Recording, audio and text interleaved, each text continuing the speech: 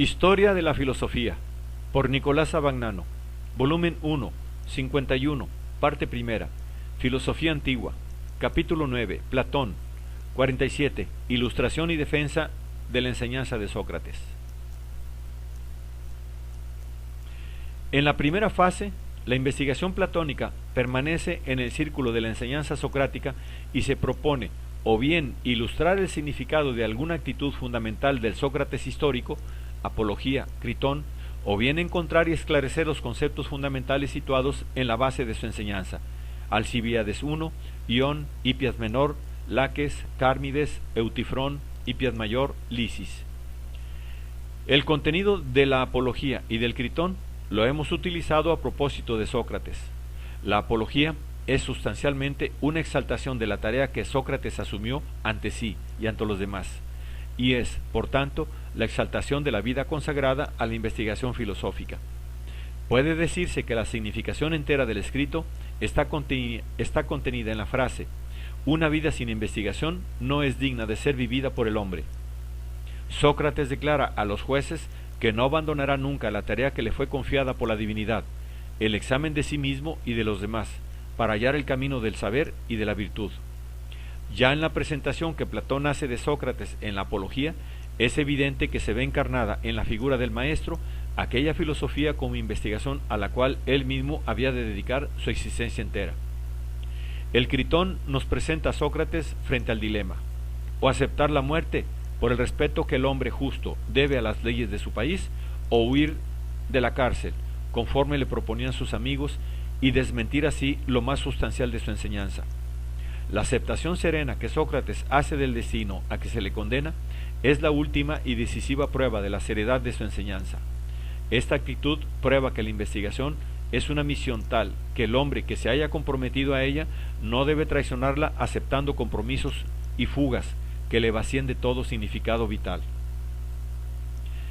Con estos dos escritos, Platón estableció, para los siglos venideros, la actitud que convierte a Sócrates en el filósofo por excelencia, el hombre más sabio y más justo de todos. Los escritos ulteriores de Platón, pertenecientes a este mismo periodo, tienden, en cambio, a esclarecer los conceptos básicos de la enseñanza socrática. En estos escritos, Platón se nos presenta, lo ha dicho Gompers, como el moralista de los conceptos. Dibuja el procedimiento socrático en cuanto a investigación del fundamento de la vida, moral del hombre, y en primer lugar aclara el supuesto necesario de cualquier investigación, sobre el cual Sócrates había insistido tanto: el reconocimiento de la propia ignorancia. Alrededor del tema de la ignorancia se reúne un grupo de diálogos: Alcibíades I, Ión, Hipias Menor. El Alcibíades I es, no obstante las dudas que se han presentado sobre su autenticidad, una especie de introducción general a la filosofía socrática.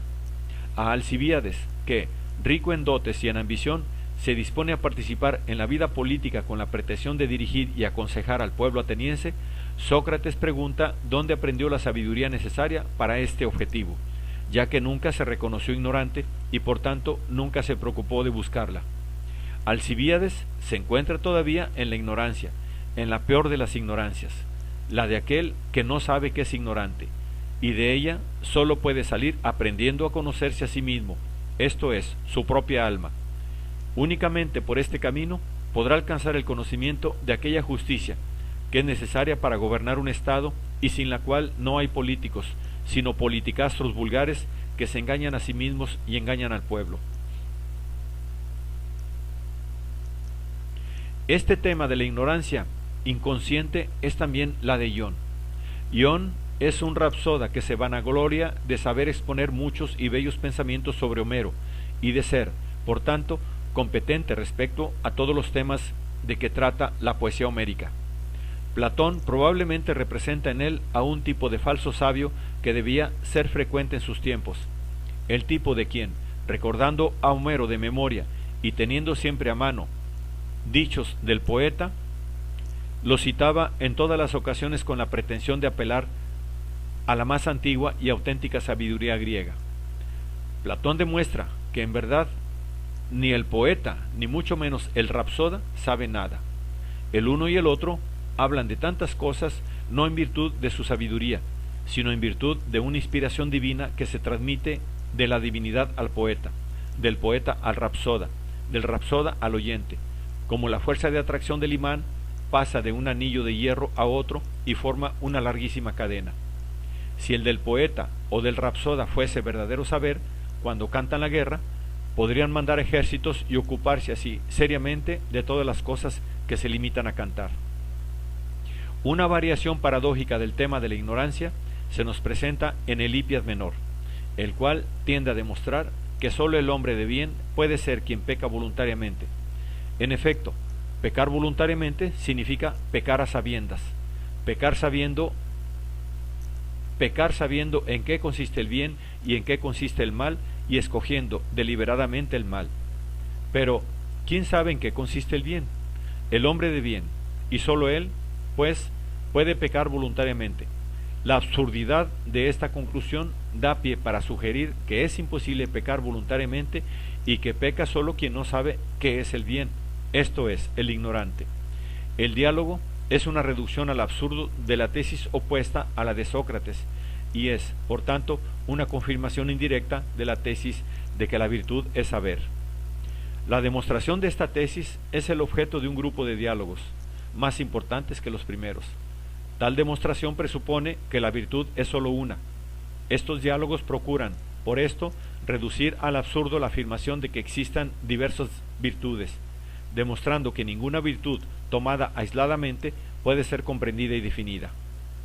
En el Laques, esta conclusión se logra mediante el examen de la valentía u hombría, considerada la valentía como virtud particular.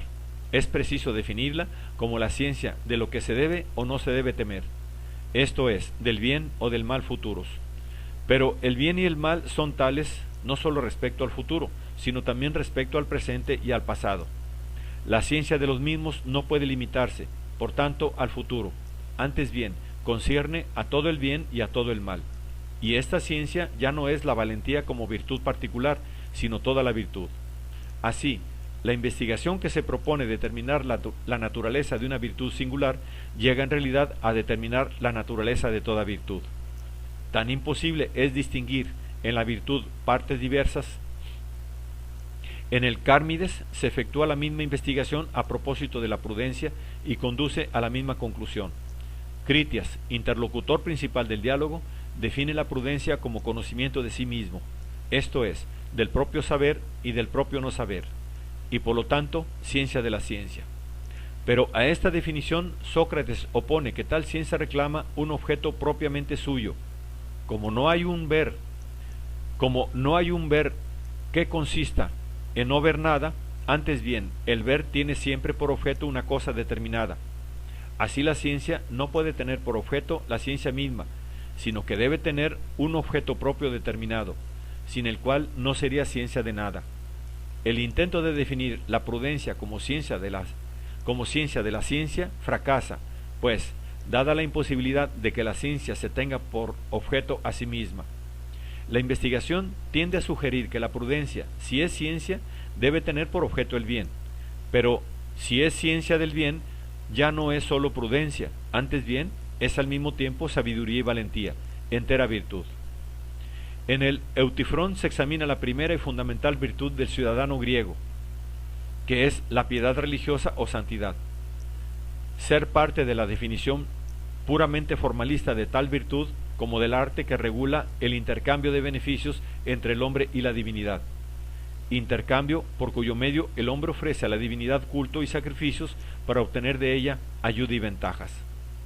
Según estas definiciones, las acciones pías son las agradables a los dioses, incluso a todos los dioses, dado que a menudo estos están en desacuerdo entre sí. Pero entonces se produce la cuestión fundamental: ¿lo que es santo es tal porque place a los dioses, o más bien place a los dioses porque es santo? Ante esta cuestión, la definición formalista de la piedad religiosa se desvanece, y se tiene la obligación de preguntarse de nuevo qué es verdaderamente la santidad. Se puede decir entonces que es parte de justicia, precisamente aquella parte que se refiere al culto de la divinidad y que consiste en cumplir acciones agradables a ésta.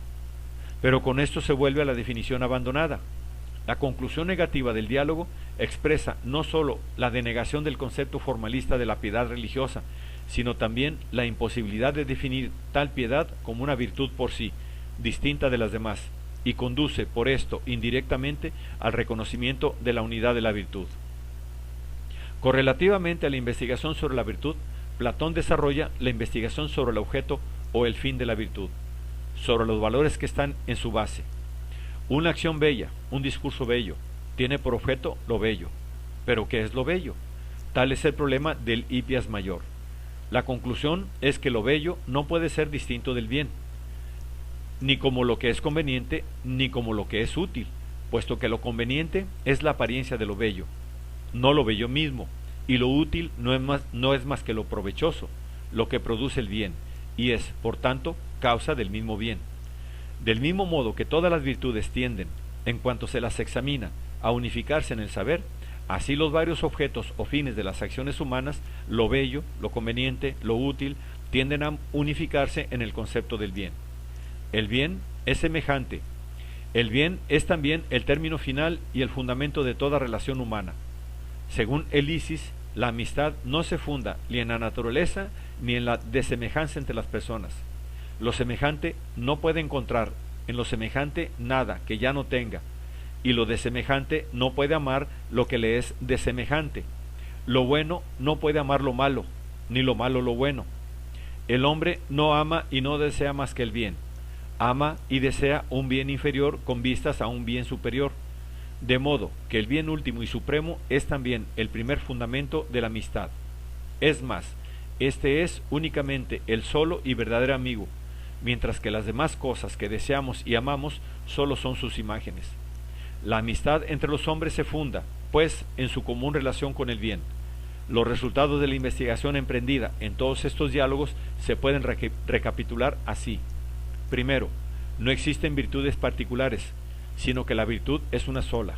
Segundo, no existen objetos o valores distintos de las acciones o de las relaciones humanas, sino que el fin o el valor es uno solo, el bien.